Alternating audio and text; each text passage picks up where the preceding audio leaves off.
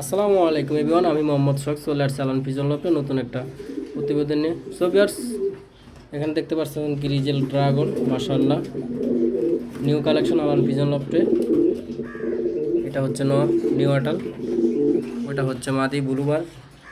এটা বাবা মা ইম্পোর্টের, কিন্তু বাচ্চা একটা ব্লু আসছে, অসুবিধা নেই ইনশাল্লাহ।